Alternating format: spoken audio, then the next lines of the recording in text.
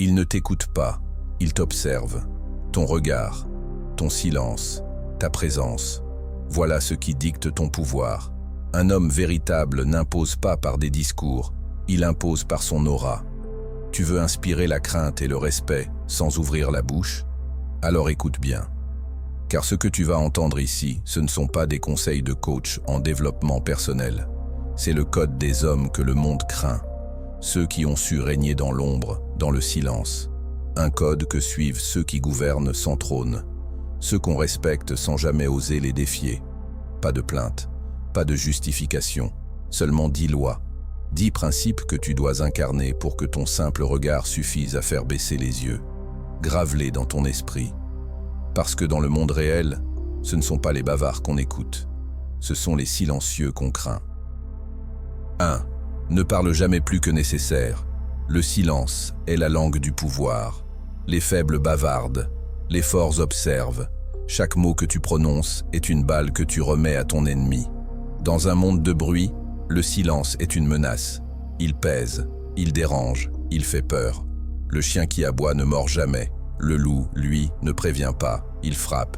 Tu veux impressionner, alors tais-toi. Tu veux dominer, alors fais-le sans prévenir. Regarde les anciens chefs de guerre, les stratèges. Ils ne posaient pas de questions, ils faisaient disparaître les problèmes. Ceux qui parlent trop dévoilent leur faiblesse, leur soif de reconnaissance, leur besoin d'approbation. C'est pitoyable. Un homme vraiment dangereux ne parle pas. Il laisse le monde deviner, il laisse le doute grandir, il laisse les autres craindre ce qu'il prépare. Tu dois devenir un mystère, une énigme, un mur de glace.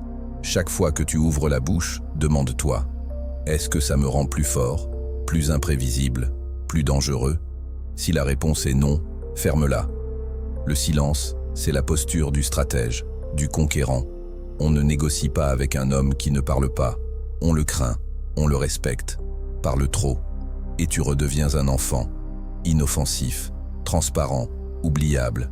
Tais-toi, et tu deviens une présence, une légende, une menace silencieuse. 2. Sois loyal, mais jamais aveugle. Un chien est loyal, un homme est lucide. La loyauté est une arme. Elle peut t'élever ou te mettre en danger. Tu veux survivre dans ce monde? Alors apprends ceci. La plupart des gens ne veulent pas ton bien.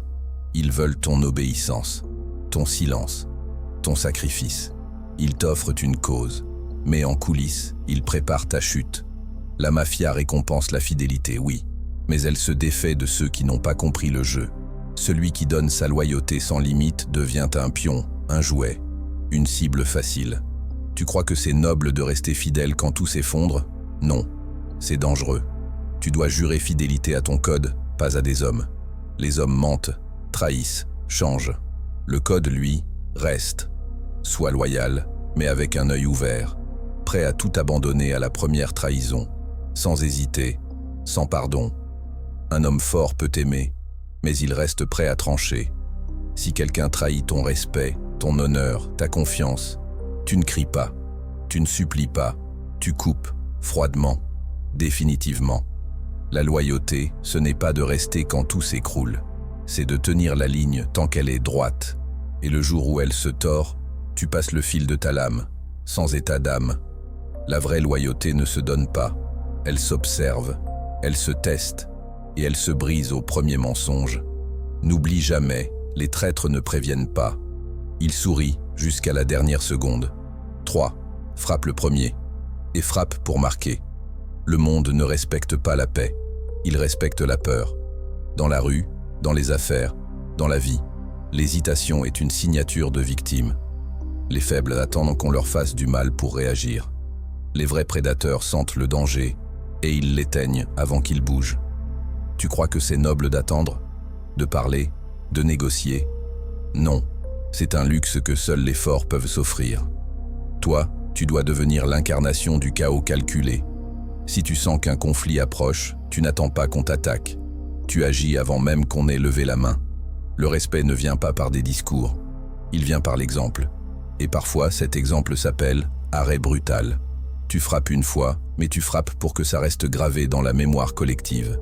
Tu frappes pour que les autres regardent la scène et se disent « Ce mec, on ne le touche pas, jamais ». Les gens n'ont pas besoin d'aimer ton énergie, ils doivent craindre les conséquences. Tu ne menaces pas, tu ne promets rien, tu agis. Et tu laisses les autres ramasser les morceaux. C'est ça, la vraie domination, un calme glacial, suivi d'une explosion imprévisible, totale. Sois l'homme que personne ne veut contrarier, pas parce que tu parles fort, mais parce qu'ils ont vu ce que tu fais quand on ose t'affronter. Laisse une trace, marque les esprits, pas avec des mots, avec ta réponse. Frappe le premier, et que ce soit la dernière fois qu'on pense à te tester. 4. Sois un gentleman en surface, un monstre en profondeur. Le monde appartient à ceux qui maîtrisent le contraste. Le vrai pouvoir, c'est d'entrer dans une pièce comme un prince, tout en ayant l'âme d'un tueur. Les hommes civilisés terrifient plus que les sauvages, parce qu'ils savent se contenir, parce qu'ils ont choisi d'être calmes, et non pas parce qu'ils sont inoffensifs. Regarde les mafieux, les anciens samouraïs, les stratèges du silence. Ils sont impeccables, costumes ajustés, regard maîtrisé, voix posée. Mais derrière cette façade, il y a un volcan, froid, calculateur, prêt à engloutir quiconque franchit la ligne. Sois élégant, soigné, poli, mais que chaque geste soit une énigme, que ton calme soit une menace, que ton sourire cache une tempête. Les faibles jouent à les durs, les vrais tueurs jouent à les gentlemen. On respecte davantage l'homme qui contrôle ses ténèbres que celui qui les étale. La surface, c'est ton masque. Le fond, c'est ta vraie nature. Et ta vraie nature doit être impitoyable. Rien n'est plus dangereux qu'un homme capable d'être charmant tout en préparant l'élimination de ceux qui le sous-estiment. Sois classe, sois noble, sois impitoyable. 5. Ne pardonne jamais une trahison. Le pardon est une invention pour ceux qui veulent dormir tranquilles, pas pour ceux qui veulent être intouchables. Tu veux inspirer la peur, alors deviens une leçon, un avertissement vivant. Dans le monde réel, la trahison est un test. Si tu laisses passer, tu montres à tous qu'ils peuvent te poignarder et survivre. Et dès cet instant, tu n'es plus un homme, tu es une victime en attente. La mafia, les clans, les empires ont tous une règle sacrée. Trahi une fois, perd tout, pas pour se venger, pas pour le plaisir, mais pour l'exemple. Un homme qui pardonne une trahison scie la branche sur laquelle repose son autorité. Tu dois faire payer, avec fermeté, définitivement. Même si c'est ton frère, ton associé, ton ami de 20 ans. La trahison n'a pas de circonstances atténuantes, parce qu'elle envoie un message. Et si tu ne réponds pas, tu te condamnes toi-même.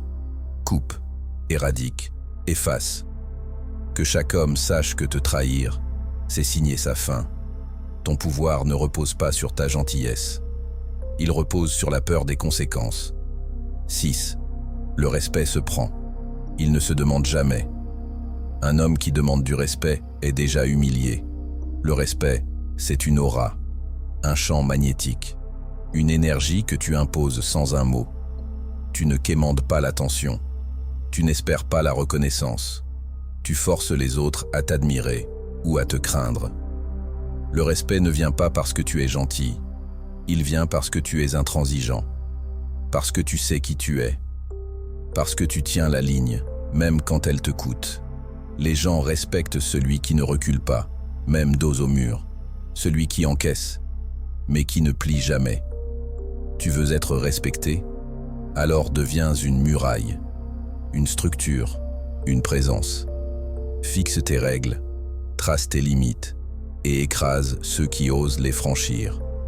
La vérité? Le respect vient souvent après une démonstration de force, pas de violence gratuite, de cohérence brutale. Le respect, c'est le prix du sang, du silence, de la solitude.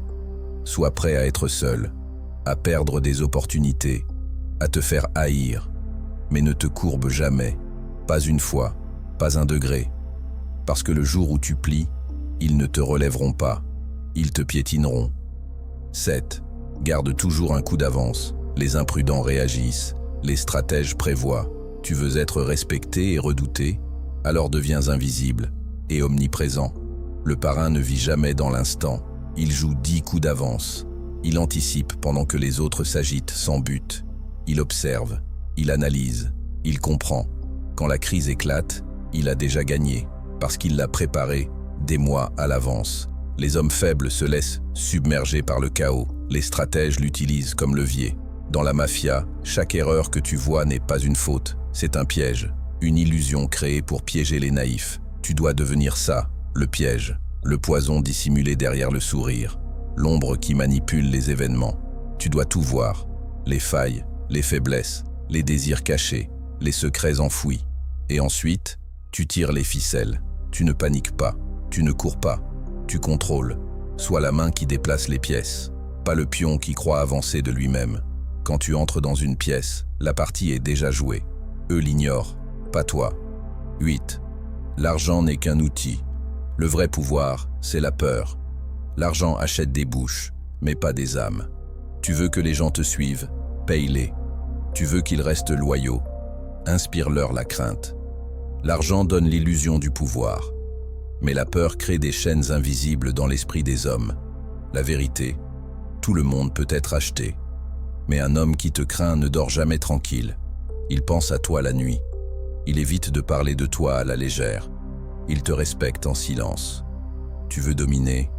Ne cherche pas l'amour. L'amour change. L'amour peut trahir. Sois le cauchemar dont personne ne parle à voix haute. Dans ce monde, les places s'achètent. Mais la peur bâtit des empires. Sois cet homme dont on dit « il paie bien ». Mais si je peux choisir, je préfère ne pas lui déplaire. Tu veux vraiment devenir un maître du jeu? Inspire la peur. Maîtrise-la. Projette-la. L'argent te donne une armée. La peur te donne des alliés loyaux. 9. Contrôle ton image comme une arme. Le pouvoir, c'est une question de perception. Tu n'as pas besoin d'être le plus fort. Tu dois juste paraître intouchable. Le vrai chef ne crie pas. Il murmure. Et quand il parle, tout le monde s'arrête. Tu dois dégager quelque chose d'inhumain. Une présence. Une gravité. Un champ magnétique. Pas avec des vêtements coûteux, mais avec des silences bien placés, des gestes précis, des regards qui percent. Tu n'as pas besoin de supplier qu'on t'écoute. Tu dois devenir l'attention. Les gens doivent sentir que tu vois tout, même quand tu ne regardes rien. Que chaque mot que tu prononces soit pesé comme une sentence. Que chaque geste soit interprété comme un ordre. Tu dois être une énigme, un mythe vivant, un homme qu'on regarde et qu'on ne comprend jamais totalement. Parce que ce qu'on ne comprend pas, on le respecte. Et ce qu'on respecte, on ne défie pas. 10. N'appartient à personne. Pas même à ta famille. La famille est sacrée, pour les faibles. Pour les puissants, elle est une façade, une couverture, une ressource. Le sommet est solitaire. Pas par choix, par nécessité. Celui qui se lie trop à un clan, un nom, une cause, devient vulnérable. Les vrais maîtres utilisent les alliances, mais ne s'y attachent jamais. Ils avancent seuls, inflexibles, inaccessibles, intouchables. Tu ne dois rien à personne, ni à ton sang, ni à ton passé, ni à ceux qui t'appellent frère. Les liens affectifs sont les chaînes qui brisent les rois. Tu veux gouverner? Alors tu dois être ton propre royaume. Sois courtois, loyal, même aimant si nécessaire, mais reste toujours détaché. Toujours. Tu ne construis pas une famille, tu construis un empire. Et un empire ne s'agenouille jamais devant personne, pas même devant ceux qui t'ont vu naître.